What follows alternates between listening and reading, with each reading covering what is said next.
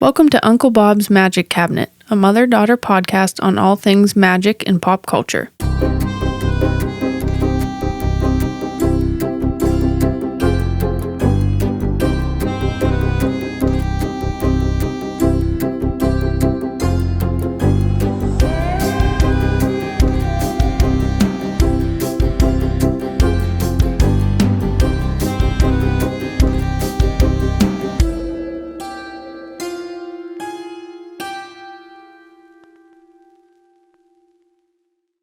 Three, two, one.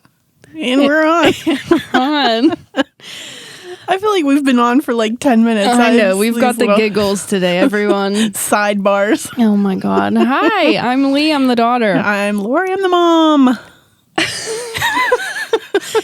Where's Liberace playing in the background? We're like slap happy today. I know. Is it the Pittsburgh heat? I don't know. We've been burning the candle at both ends, girl. Yeah, we have. Yeah. Yep. Well, you know, you gotta do what you gotta do. Gotta do what you gotta do. How was your week? What's new? Hey, my week was fine. We're still, kind of under quarantine, I think. So Yeah, I'm a little confused at what's happening, to be completely honest. yeah, I feel like every week we were like, so how was your week? Well, I stayed in the house, but not really. Watched some more Netflix. Yeah. But, gone are the days when it was like, hey, I'm going on an adventure today, which, Yeah, we tend to do a lot. we do. We do go on adventures, but we have not been on an adventure in quite some time. Well, trying to keep everyone safe, Absolutely. Absolutely. So, I like your shirt today. do you? Yeah, I do. This is my John Cusack shirt. For those of you who do not know, she loves John Cusack. I love Oh John my God, Cusack. what if we could get him on the podcast? Would you just cry? Would you be able to speak? Well, yeah, I'm unlike yourself. Shut up.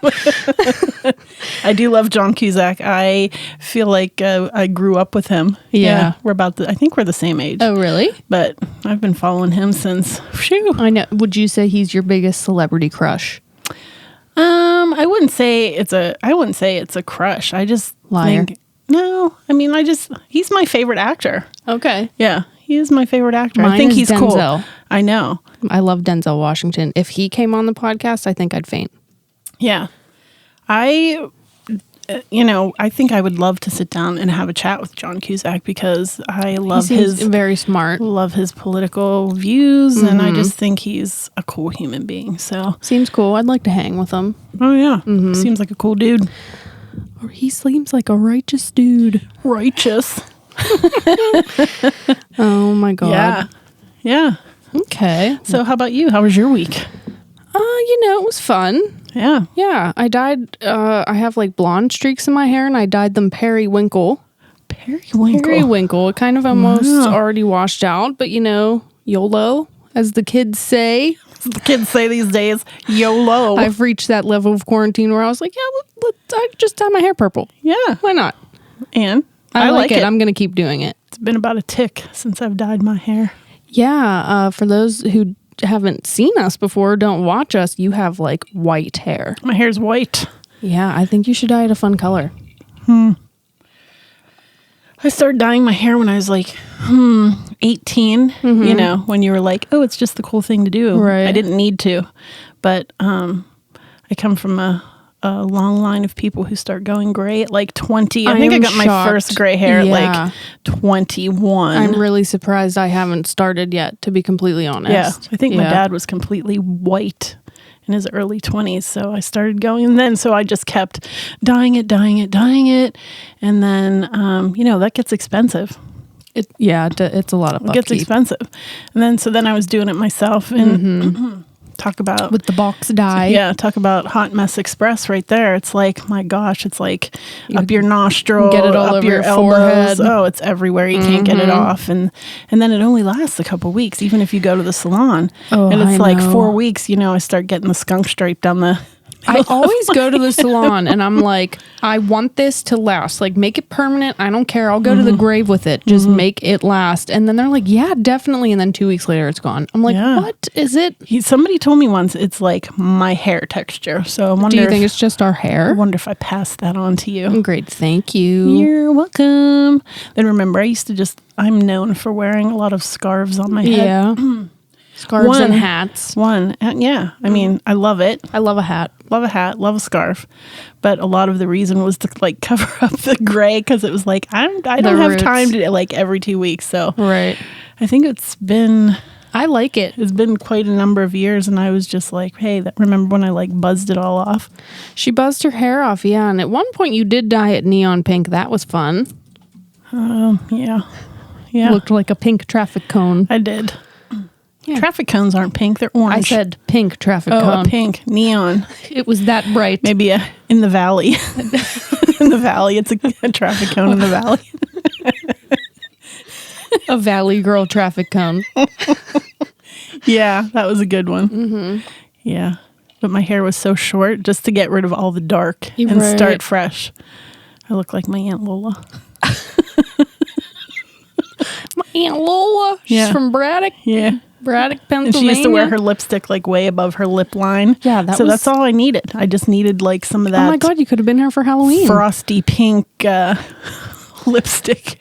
And like coral nail polish. I feel like coral nail polish was a thing in our family. Really? Yeah. Or like the opalescent. I feel like once you hit a certain age, the only two nail colors you know are like coral and opalescent.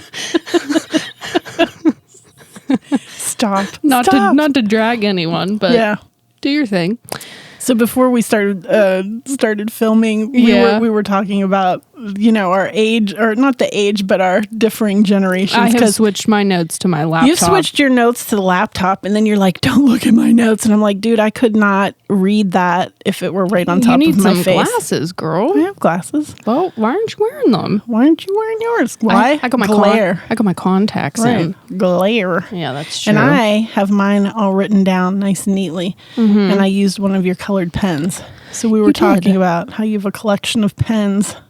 I have a collection of colored felt tip markers that are I love them. And She borrowed the dark green. I borrowed the green because it's my favorite color. And literally you come in, you're like, did you use my green pen? And I was like, out of the 54 markers you have in there. I didn't say, did you use it? I said, did you take my green because pen? It was missing. I said, where's my dark green pen? Out of the 54 markers you have over there, you like... It was like instantaneous. Where's the green? I am a color-coded... I knew there's a light green and dark green, and I went to go for the dark, and it was gone.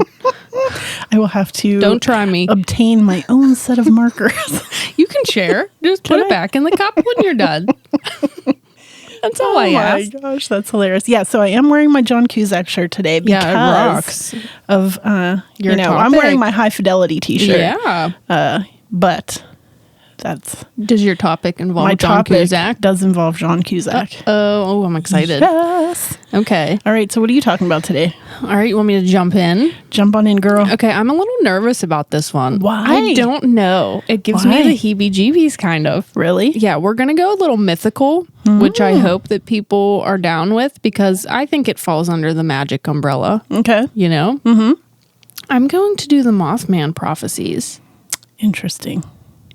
With thoughts? Well, I have to say, you're probably going to school me today. Am I? Yeah, because I think I've seen that once. That's Richard Gere, right? Yeah, you're going to want to see it because it's an excellent movie.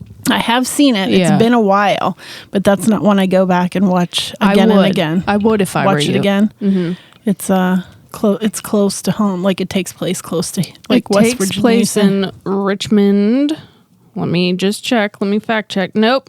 Richmond. What the heck was I talking about? That's Virginia. I don't know where I was. A little too much gin in my cup. Does anybody know where we can get a cup that doesn't make so much noise? That doesn't make this sound? Because my husband, the sound editor, is looking at me like, take another sip. I dare you. We're adding to his editing time. I know. By clinking our ice cubes. Clinking the cup. Okay, it takes place in Point Pleasant, West Virginia. To take away everything I said prior to this. Point Pleasant, West Virginia. All right. Okay, so yeah, a little close to home. I think we Googled it, and it's, what, a 6-hour drive, babe? Like, give or take. Give or take 6 hours. And wait until I tell you, we're going there. Oh, girl. We're going. I'm already telling you. Someone, having a blast. I'm hoping one of our listeners is going to, like, keep tabs of every cool place we say we need to visit, because we're definitely going to have to do like a YouTube series where we go and visit all of these places. Girl, we're doing it already. I'm making a list. Okay. I am making a list. I'm ecstatic. Well, add Point Pleasant to the list. Okay. Okay, are you ready? Okay, you're going to tell me. I'm not going to. I'm going to tell you. Okay. Okay. So The Mothman Prophecies is a movie that was made in 2002. Okay. Okay, it's based on a book, but we'll get to that later. It is based on true events. Okay. And it stars Richard Gere, Laura Linney, and Debbie Messing from Will and Grace. Oh. She doesn't make it very long. Uh-oh. Oh, Deborah Messing. Oh, Debbie. I like Laura Linney, though. You do like Laura Linney. Yeah, I do. She's the one that kind of gets on my nerves a little bit from Love Actually. Yes. Okay. Mm-hmm. Well, what else is she? What did we just see her in? She was in The Secret Life of David Gale, wasn't she? I can't remember that. But we did just see her in We something. did. And I was like, is that the girl? Is she in The Secret Life of David Gale? Fact check. We need our fact We need checker. a better fact checker. Why? Jake's pretty good at it. No. Jake is. I'm talking about for myself, because I think in one of the other podcasts I said something about Rosemary being on Mary Tyler Moore or something, but she was actually on the Dick Van Dyke Show. I think people will. I think that's okay. They're like, who the heck's Rosemary? I know. I think it's going to be okay. Okay. Okay. She was Laura Linney, Secret Life of David Gale. Huh? She played Constance Haraway. Okay. Yeah. So she was in The Secret Life of David Gale. Yeah. She was very good in this movie. It made me change my opinion. She's a good She's very actress. good, but her character in Love Actually bothers me. It's I know it's too close to home. Don't don't at me.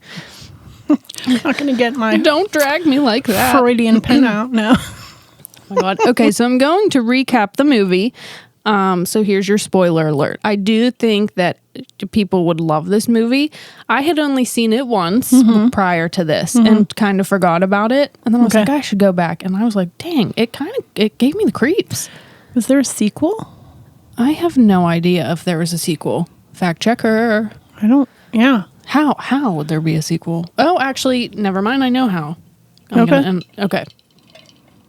sequel. Jake says no. You lie. You liar. I'm putting that on my list, my to-do list now. She's going to make the sequel. Okay.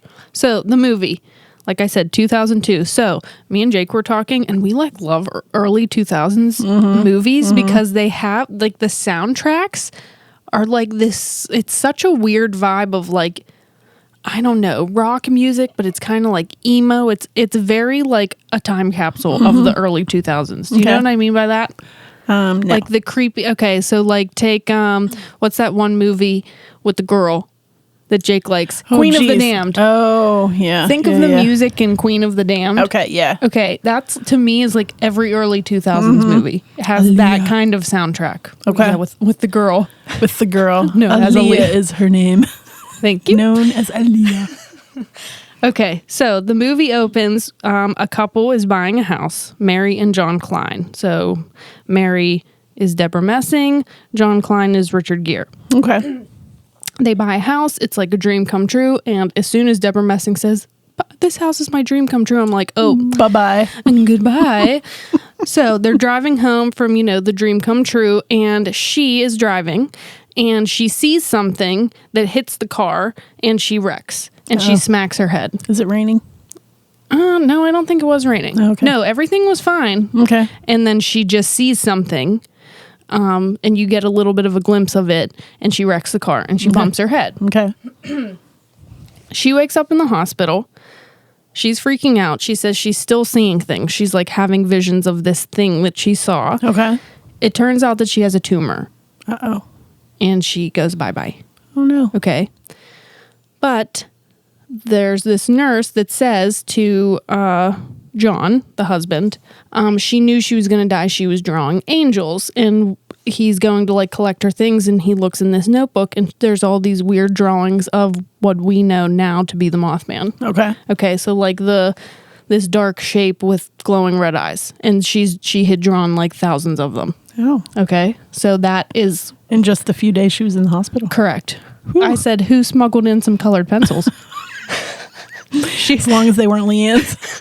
Is that my green pen? Yeah, it was like these intricate charcoal drawings. I was like, dang, she just really went to town after 2 seconds of being in the hospital. Yeah. But yeah. Okay, so she dies.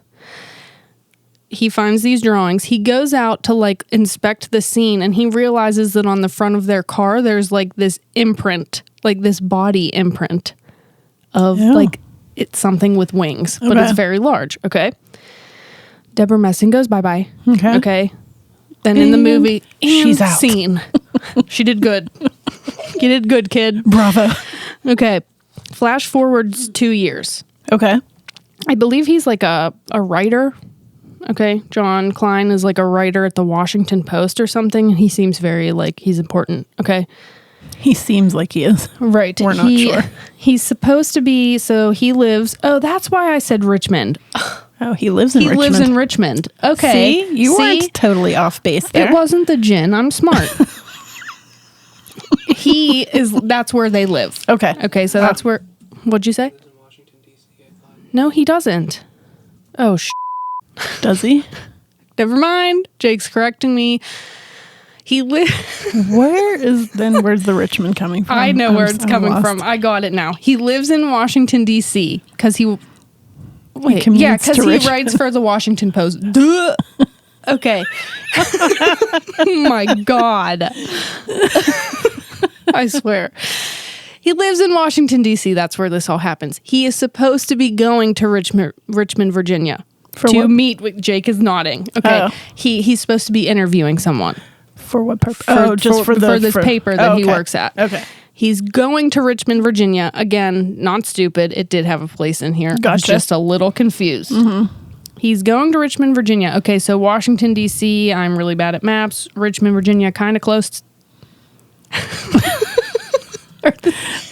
If you can't see it, you're like, you're doing some weird hand gestures. They're close together. Washington, Richmond. Okay, Richmond is below Washington. Gotcha. Okay. I hate you. It shouldn't take long for him to get there, was my point. All of a sudden, he ends up in Point Pleasant, West Virginia. Okay. Without knowing how he got there. Mm-hmm. And that is far away from where he was. Okay. Okay, right? Jake is nodding. Okay. Okay, so he like blacks out and ends up in Point Pleasant, West Virginia. Okay. Okay. With no memory of how he got there, he thought he was driving to Richmond. Okay. Time is like wonky and stops. Okay. And all of a sudden his car dies. And he's just in Point Pleasant. Okay.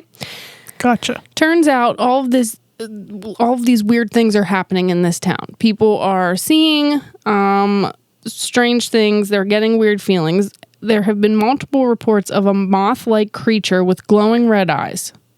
Okay.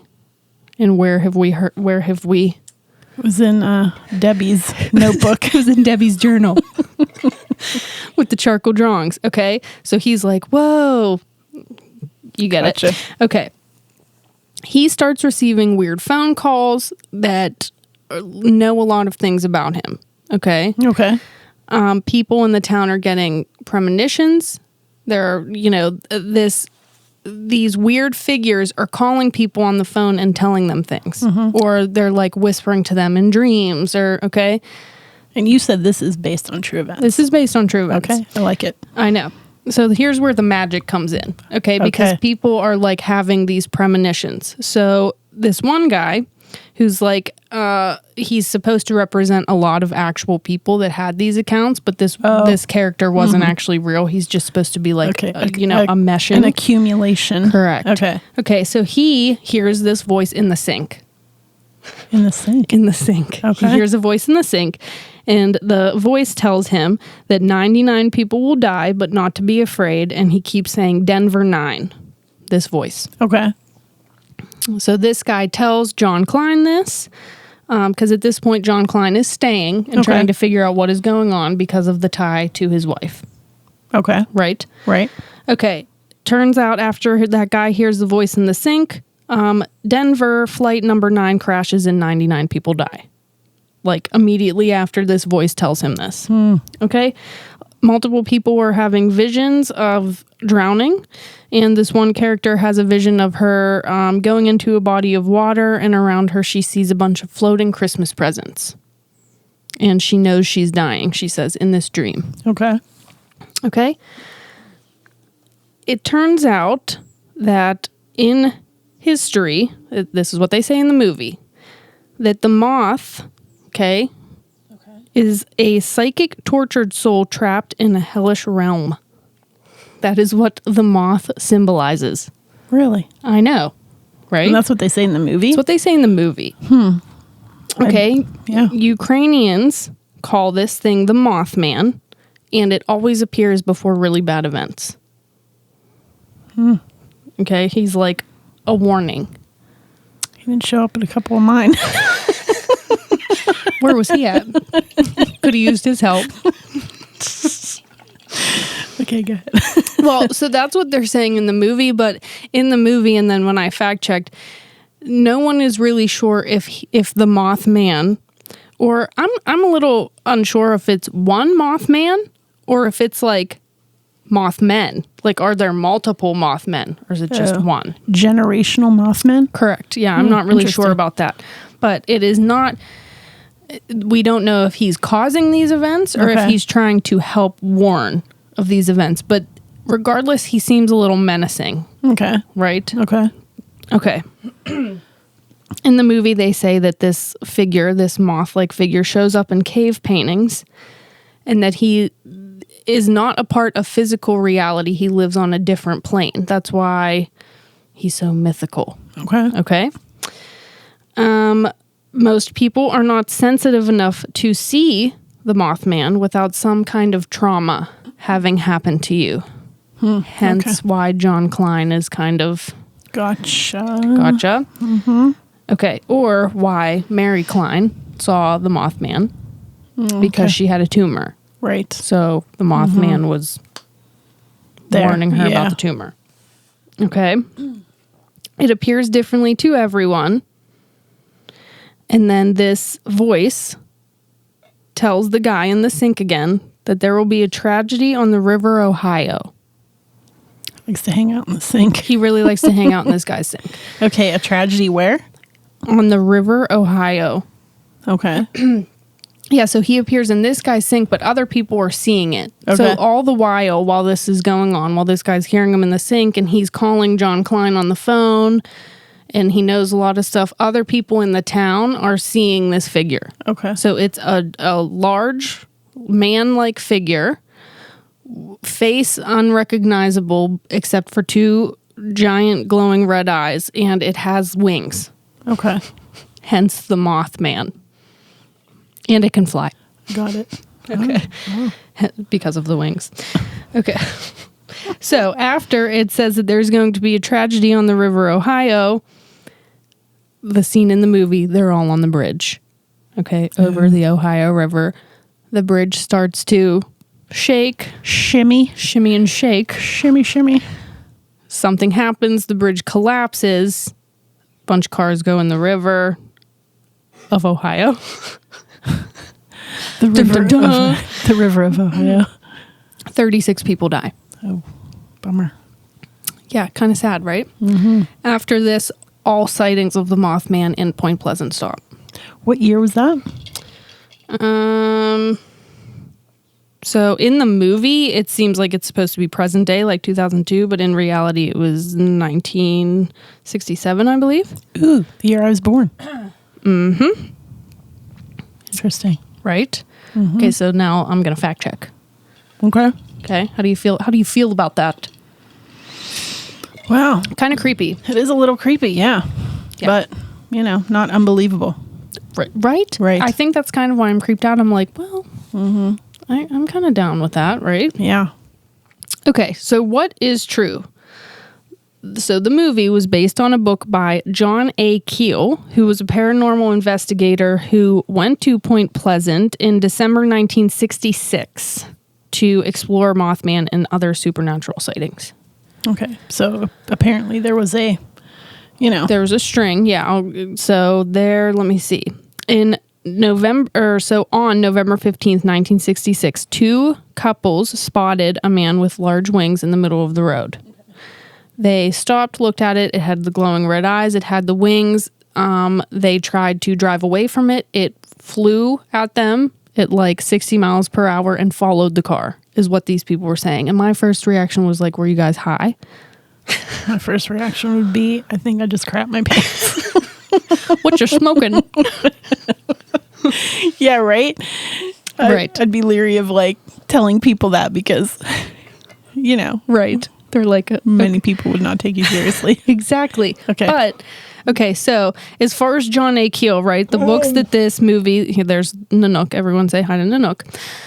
So his books are Visitors from Space and The Mothman Prophecies. So this is an actual book, and I really want to read them. Okay. Like, big time. You have a really long book list. I do. Yeah, someone else keep track of my books.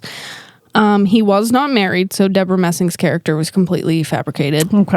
Okay, so flash forward to the 1966. Two couples see this, very tall with red eyes. They filed a police report. Like they were very scared, and they were like, "No, we saw this thing." Mm-hmm. It's just let every it happen. Week. It's me. Just let it happen. He needs to say hello. You know this. Hi, honey. You want to talk about the Mothman? Oh my god! It's like he just needs his own microphone for real, know, right? Okay. So, for 1 year, starting in November of 1966, over 100 people reported sightings in that area of Point Pleasant. Wow. I bet those people, the first people were like, see, we're like validated. Yeah, validation. Yeah, I wasn't crazy. Mm-hmm. Okay. Most are happening in what is known as the TNT area, which I hope I'm not butchering this. I believe it's like an old abandoned dynamite storage facility that was used during one of the wars. Okay, but it's completely abandoned. But apparently the government was using it to like make explosives, right? Like an experiment. On was it a secret Area 54? It was very secret. Yes. Ooh, okay. Like they were trying to keep it on it's all making sense now, girl. On the low. Yeah. Okay. On the DL. Right. So the TNT area is where most of these sightings occur, which is in the movie. They do talk about that. Okay, so some people did claim to have nightmares about Christmas presents floating in water. So that is true. All right. And a lot of people had visions of themselves drowning. Interesting. So also fact check to be true.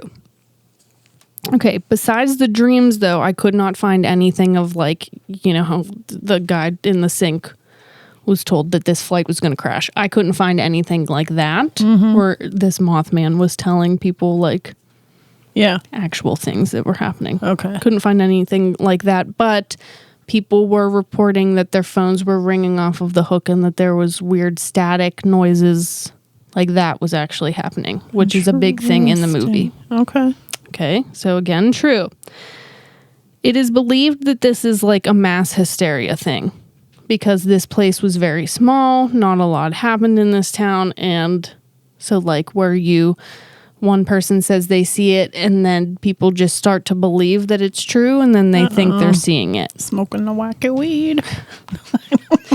For real. Okay. What's growing out there? So, on December 15th, 1967, the bridge did collapse. That is true. Over the Ohio River, 31 cars plunged into the river, 64 people went in, 46 died. Oh my. Okay, and that happened because, so the movie claims, and at the time of the movie, they may not have known what caused the bridge to collapse because the movie ends with, still to this day, we don't know what caused the bridge to collapse. Okay. We do know. We do know now. Through technology. So a single eye bar fractured, causing the pin to come loose, and the whole bridge collapsed. So we watched this whole thing about like how bridges are made, basically, and you're never gonna cross a bridge again. Well, it did use Pittsburgh as an example of like good bridges. Like they are made, and it said that because of this thing happening that a lot of bridges are not made like that anymore, where like it literally, if you look at a bridge, they kind of look like pins. Yeah. One pin snapped, one on this bridge, and the whole thing went down. Woo. So like with Pittsburgh, it's made so that cannot happen.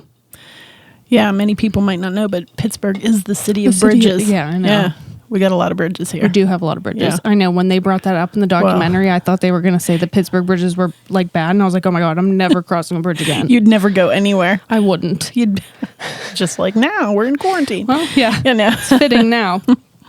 Okay, so that is why the bridge collapsed. But a lot of people claim to have seen the Mothman on the bridge days prior to the collapse and the day of the collapse.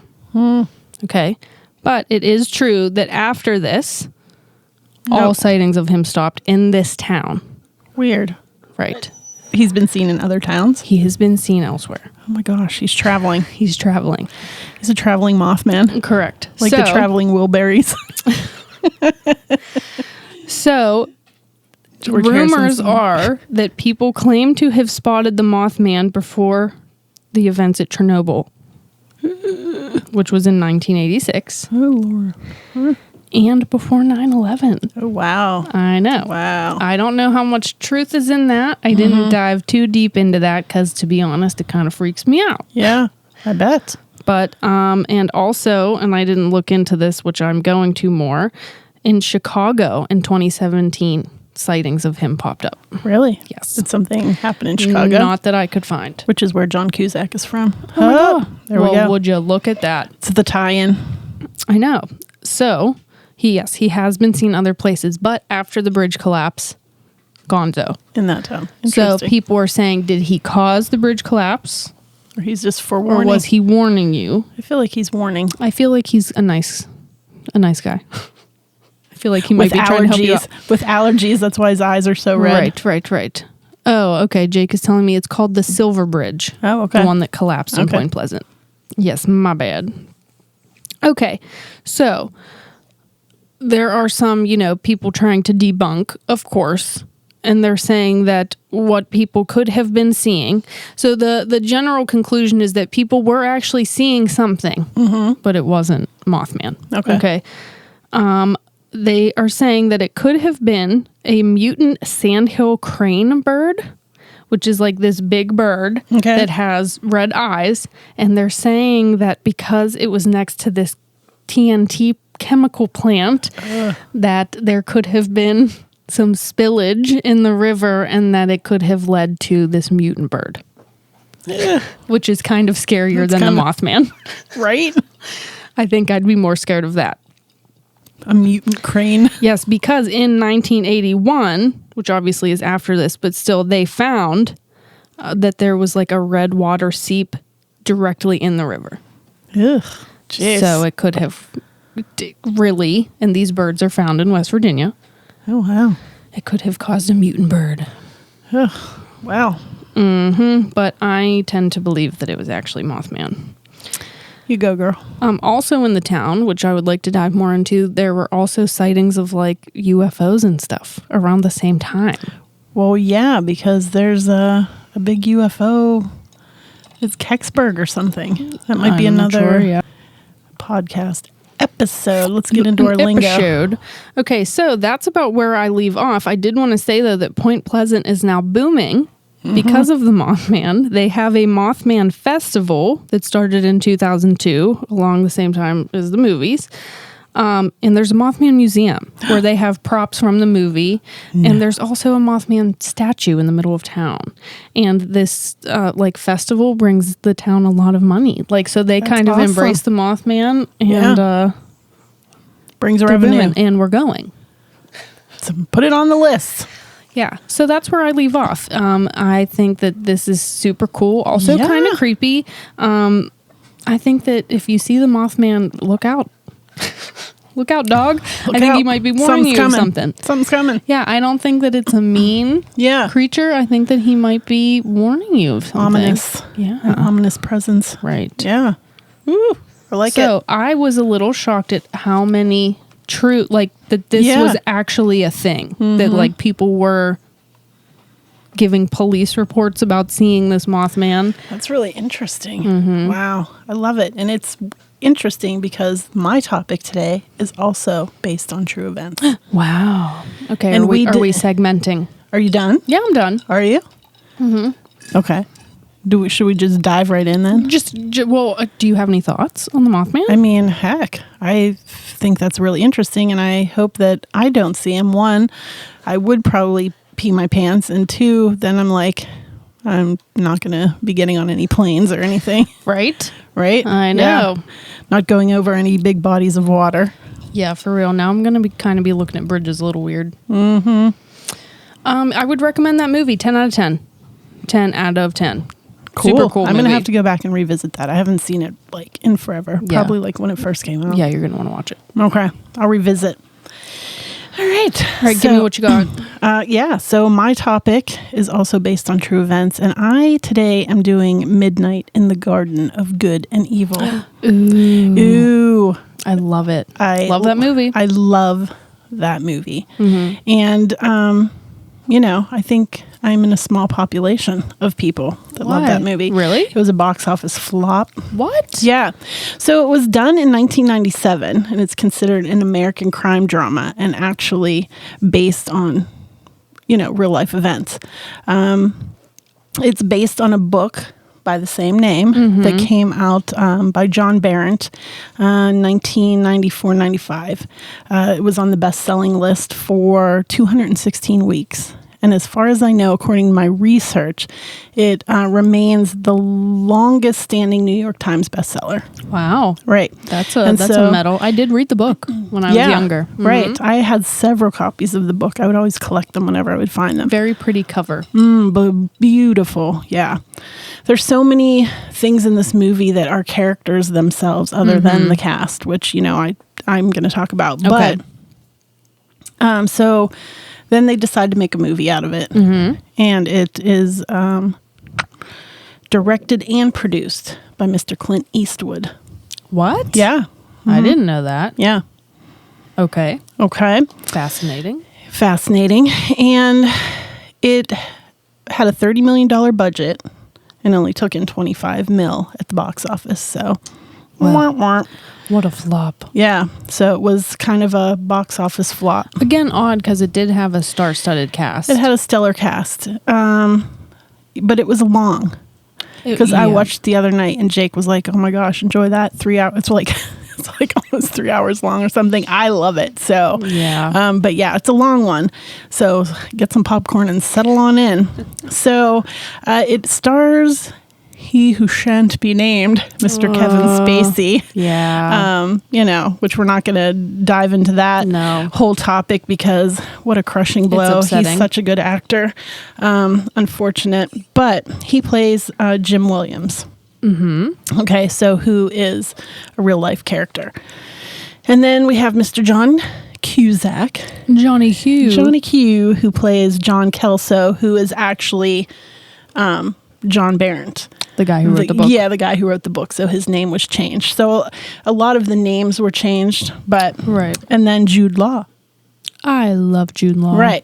And he plays Billy Hansen, and he is subbing in, or that's name has changed. The real character's name, or the real person's name is Danny Hansford. Danny Hansford, okay. Yeah.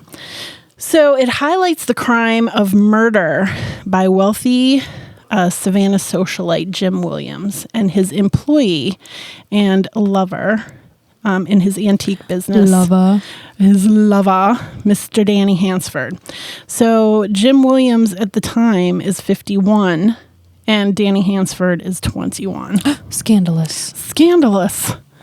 Talk about life imitating art. Huh? Oh, yikes. Okay. Yeah, and it's definitely said that Kevin Spacey and Jude Law bear a striking resemblance to the real life people. Oh, really? Yeah. I'm going to have to go Google some pics. Yeah, absolutely. So the real Jim Williams did not come from money. Okay, so he moved to Savannah and became a noted antique dealer and a preservationist. And he really did a lot for Savannah. He actively preserved the Savannah Historic District. starting in 1955. At the age of 24, he bought and restored his first 3 buildings, and over the next 35 years, he restored 50 homes in the historic district of Savannah. He was busy. Right. So in 1969, and this is like almost a character in itself, he purchases the Mercer House, which, right? Yeah. And that was built by General Hugh Mercer in 1860. Okay. Okay, and he is the great-grandfather of famed American songwriter Johnny Mercer. Right? I don't think I've ever connected that dot. Really? Did I? We've toured there. Yes. We were probably. Don't get ahead of me, girl. Okay, my bad, but we were probably told that on the tour, and I just didn't retain it. So the funny thing is that neither of them actually ever lived in the house. Oh. Yeah, because I think Hugh Mercer died before the house was finished being built. That's a bummer. But whether you like this film or not, this soundtrack is absolutely killer diller. Stunning. It's a beautiful soundtrack. I love this soundtrack. And so it is a bunch of different artists performing the Johnny Mercer tunes. And Mr. Kevin Spacey actually sings on one, and he does a pretty good job. But Autumn Leaves, and it's just very great. pretty. It is a great soundtrack. Oh my gosh, a great soundtrack. I'm slurring my words. So definitely check that out. So Johnny Mercer wrote the lyrics to 1,500 songs. Wowza. Mm-hmm. And I'm sure you didn't know this, but he was a record label exec, and he co-founded Capitol Records. Nuh-uh. Yeah. Dang. Okay. And he had a long-time affair with Judy Garland when she was 19, and she broke it off, and it so affected him that they say that's why his music was so good. Like it was so like so many emotions in it. Wow. Was because of her. So there you go. Okay, so he was actually born in Savannah, and so the opening scene of the movie is Johnny Mercer's tombstone. Oh, okay. Yeah, in the Bonaventure Cemetery, which of course, another part is the famous bird girl, the statue that's on the cover. That's on the cover of the book, and that you see in the beginning of the movie was made. It was actually one of 4 statues that were made, and that was in somebody's personal plot, which has now become famous and was actually moved to a museum because people were. It became a tourist attraction. And people were, graffitiing it and stuff like that. Were they drawing on the bird girl? Oh my gosh. So they actually moved it to a museum. So if you go to Savannah, which we did, and we'll talk about that in a little bit, but that was one of the things that I wanted to see, and we couldn't see it because she wasn't there. Yeah. Bummer. Yeah. So this movie is said to have exposed the dark side of Savannah society, which up to this point was relatively insular in the town. So a lot of the characters in the movie are real people. Mm-hmm. Okay. So I feel like John Cusack's face says it so well throughout the entire movie, because the look on his face is just like, you can't make this stuff up. Like, what is going on? Like, you literally cannot make this stuff up. So, Jim Williams is known for throwing these big lavish Christmas parties, right? Where the elite are invited. And so John Cusack's character is hired to come and cover for some magazine, this big spread. So the interesting thing is, at the party, they used a lot of the real Jim Williams, his family and friends that used to attend the party, they used for the movie. Oh, cool. So that's pretty cool, right? Yeah, so like Joe Odom, Lady Chablis, Jerry Spence, all of these people are real people, and they actually play themselves in the movie. Not Joe Odom, but Jerry Spence, and the real Sonny Siler that represents Jim Williams is the judge. So it's really interesting to get in there and just like pick apart this movie. I had such a good time. Mm-hmm. They actually used the real house for filming. I did know that. Which, we ended up in Savannah last year, driving through, and we were only going to be there for a minute. And so again, I think we talked about in one of the other episodes that I love to do stuff like this, and my son-in-law Jake does not. And so when he suggested that we go to the Mercer house, which has now called the Mercer Williams house after Jim Williams owned it, and tore it. I was like a little kid in a candy store. It was seriously fascinating. I would definitely, if you were in Savannah, you have to go. It's on my bucket list. Yeah. And Jake took a rock from the... He took a brick. brick. So the streets are all made of so Savannah, like, it's palpable. Oh, like you can feel the energy in Savannah. We were only there for a little bit, but wow. That's a haunted place. Yeah, so they're like around the Mercer house, it's like lined with these brick roads, and a brick was loose, and Jake's like, we can't afford a souvenir, so I'm going to take this brick. I'm like, oh my God, it's probably haunted. But we still have it. Yeah. It's in the Hedgewood shop. Yeah, so you have a brick. I have a brick. From Savannah in front of the Mercer Williams house. Nice. Yeah, so Nailed we it. toured it.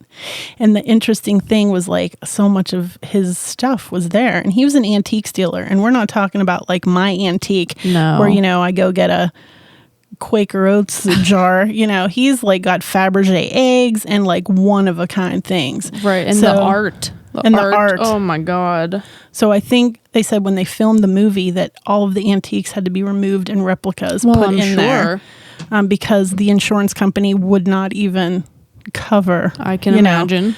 So when we were in there were tons of family photos of the real Jim Williams. Yeah, it was kind of spooky. It was cool. It was cool. Yeah. But it almost kind of felt like you were somewhere where you weren't supposed to be. Because it was someone's house. It's definitely eerie. Yes, it was eerie. That's a good. And I was like, John Cusack was in here.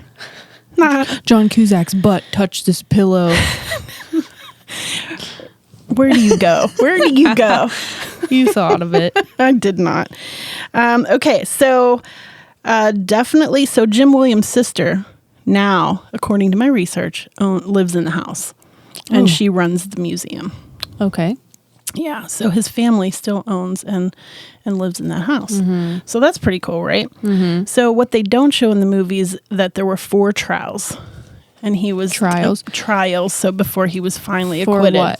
So so I didn't even talk about... No. Yeah, what really happened. So at this party, his beau, or his... the person that worked for him. Played by Jude Law. There's a big scuffle, and everybody's gone from the party, and he ends up dead. Now, the research was that it didn't happen after the party. It actually happened in May. Okay. So that was something a little bit different. So there's this really long trial, and in the movie, it doesn't show it, but he's actually goes to trial 4 times, and he's convicted. And they finally take the 4th trial because they appeal it out of the Savannah County. So how did he die? He shot him. John Williams shot him. Yeah. Okay. Several times. Love gone wrong. And it was supposed to be in self-defense because he was drunk and he was threatening him. And so, he acted in self-defense, which is what the whole trial was about. However, the reason that there were 4 trials and all of this happened was that there was no gunpowder residue on the other person's hands. Oh. Yeah, on the Jude Law character's hands. Okay. Yeah. So he was convicted twice. The 4th time, after the appeals, they took it out of the county and he was acquitted. Okay. Does that make sense? It does. Okay. So, you're probably wondering, where's the magic come in? Where's the magic? Where's the witchiness come in? So, there is a character in the movie called Minerva. And I absolutely love her. She is a voodoo priestess. Wow. Yes. Okay. She is a real person, and she died in 2009. Okay. So Barron says, who wrote the book, he says that aside from the name change, that everything you read in the book and the movie is absolutely verbatim. About this character. Yeah. And pretty much, like I said, how can you make this up? So she was the common law wife of Dr. Buzzard. Dr. Buzzard. And he was the great last voodoo practitioner in Beaufort County.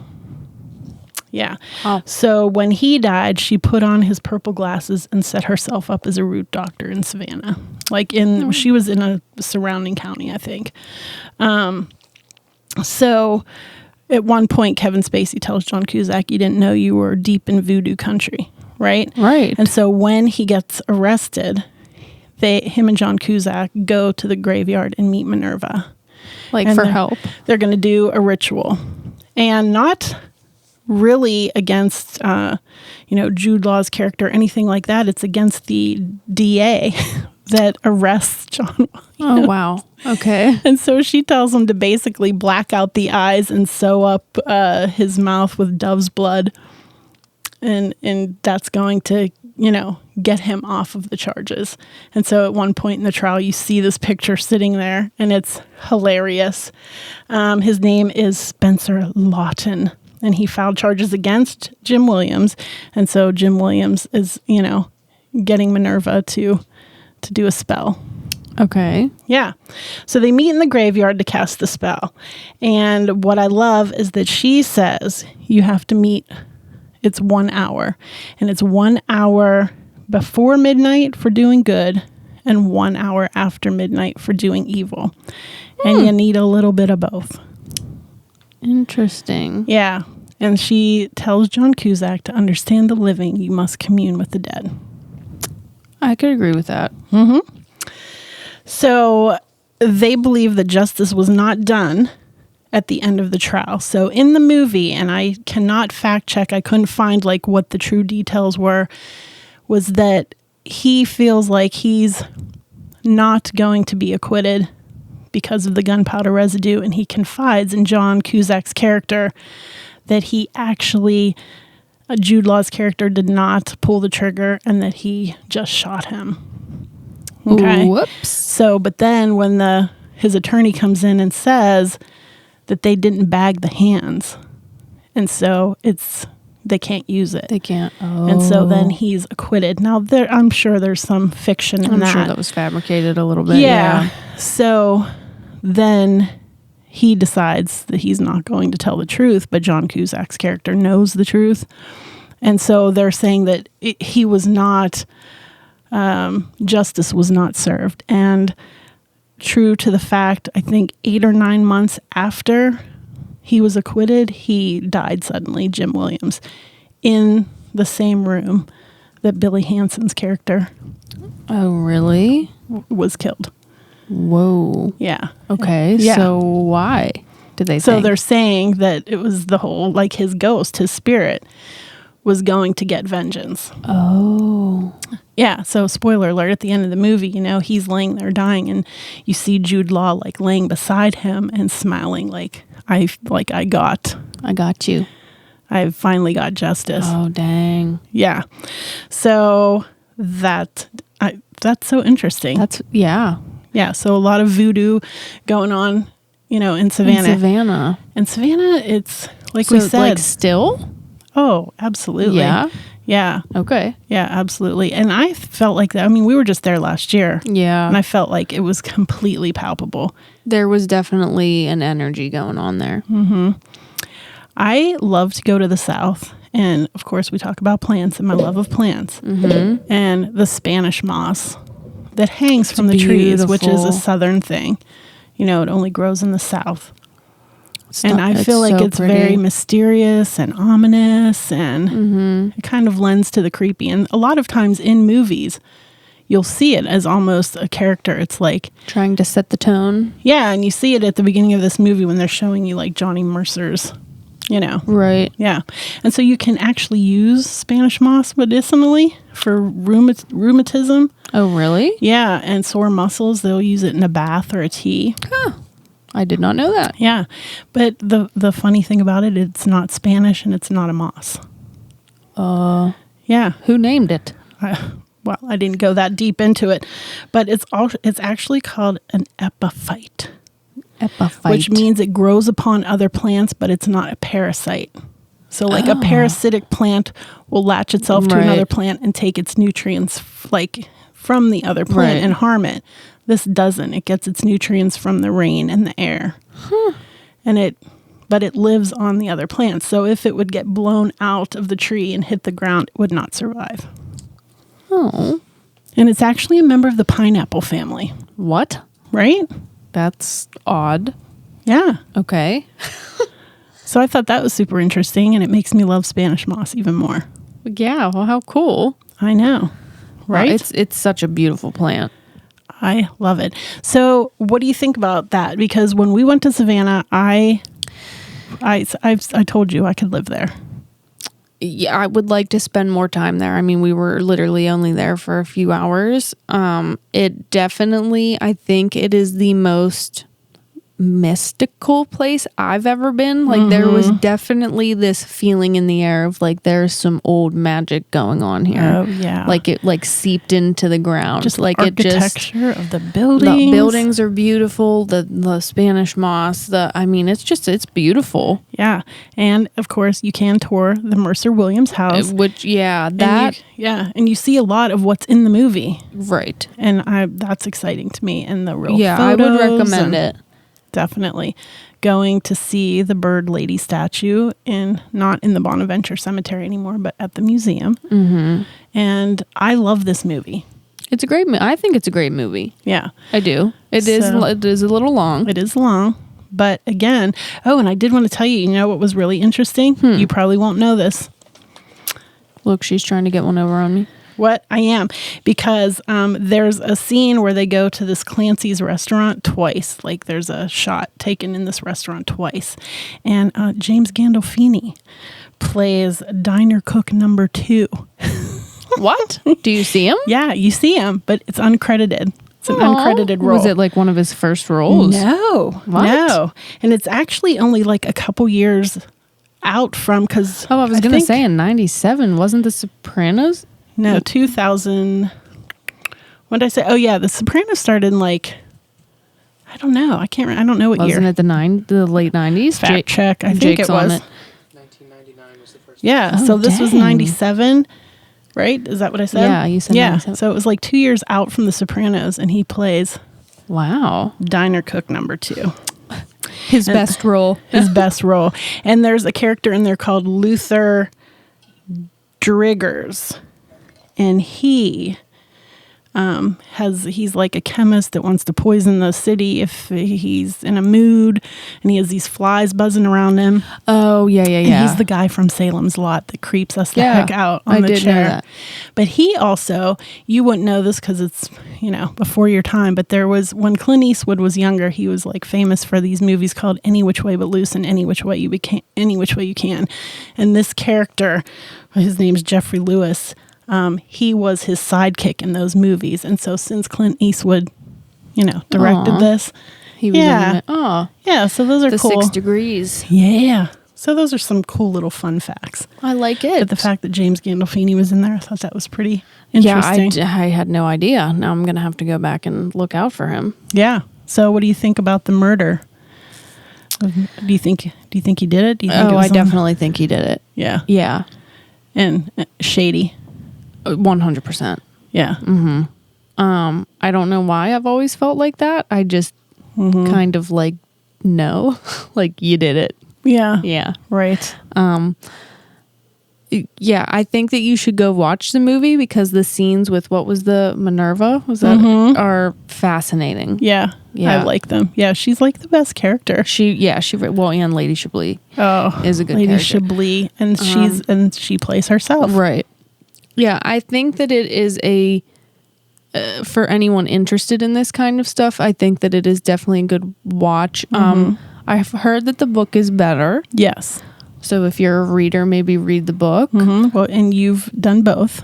I have done both, but it has been so long. It's been a long time since I've read the book. I should probably revisit it. But you know what? The soundtrack is so good to the movie, and it adds to the mystical feeling of it. Yeah.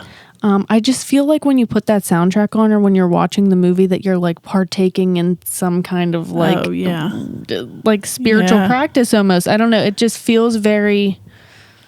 Yeah. I don't know. Old. Yes. There's something about Savannah, man. I loved it. I loved it. So go check out Midnight in the Garden of Good and Evil. Yeah, definitely. And check out the Mothman Prophecies too. Mothman Prophecies. Mm-hmm. And that is our episode. That is our episode. How do you feel? I feel good now that I've learned the difference between saying episode and that's a whole nother podcast. We've both because apparently I don't know the lingo, the podcast lingo. We've both been doing that this whole time. Like, that's a whole nother podcast episode. Or else you're going to have like 90 podcasts. 90 different podcasts. People are like, what the heck? What are they talking about? It's going to take a while. Oh my gosh. It's going to take a while. Maybe one day we'll comprise a list of all of the cool places we say to go, because in this episode too, you need to go to Point Pleasant, West Virginia, and you need to go to Savannah and tour the Mercer house. You got to go to the Mercer Williams house. It was on my bucket list. I told you lately, Jake, that I love you because I was so happy when you suggested that we go there, because I was like, it was a fun time. He's not going to want to go there. Yep. No, it was a great time. Yeah, he won't let me see the world's biggest ball of twine, but it's all right. Who does? I mean, come on. Come on now. There you go. All right, everyone. That was a fun one. That was a good one. I feel like that was a very educational one. Not that, I mean, these all are, but these were both based on like actual events. That's, way to go, us. Way to go. Hello. High five. Yay. So, TTFN. Yeah, we'll talk to you later. Yeah. Yeah, cut, print, check the gate. Moving on.